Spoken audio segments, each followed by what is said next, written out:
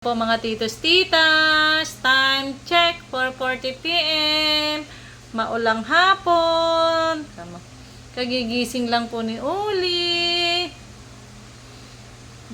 Pakarga. Uy. Uy. Parang wala pa po sa mood si Uli. Naaawit-awit kasi bagong gising lang po si Uli. Namin niyo po. Uy. Ay, antok pa pala siya. Ha? Uy, antok-antok pa. Tingnan nyo naman po. Kanina nakatulog siya dito sa may paanan ko. Tumayo, nagpakarga. Tingnan nyo po mga titos-titas.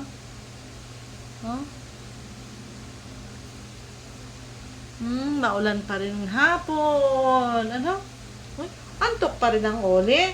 Tagal-tagal na ng tulog ng Uli. Antok ka pa, bebe. Love you. Paano yung lablab natin? Oh, tingnan niyo po. Love. Antok pa bang baby ko?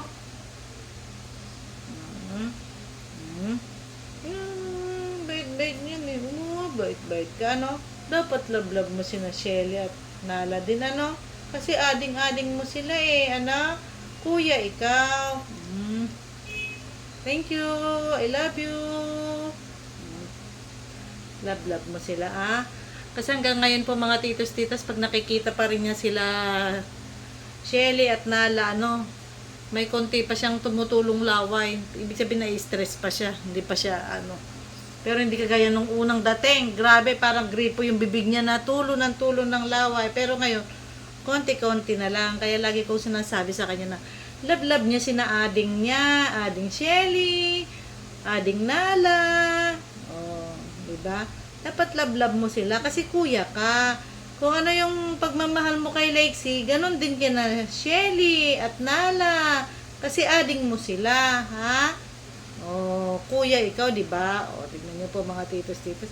Pag kinakausap talaga siya, nakatingin siya sa mata, Kasi, sabi ni Mama, pagka kinakausap ulit, titingin sa mata, ha? Bait. Bait yan. Ang bango-bango niyan eh. Awitan mo daw mga titos-titas. Wala pa sa mood mga titos-titas. Kaya si Mama po muna yung aawit. Mama lang po muna mga titos-titas. Proxy ko po si Oli.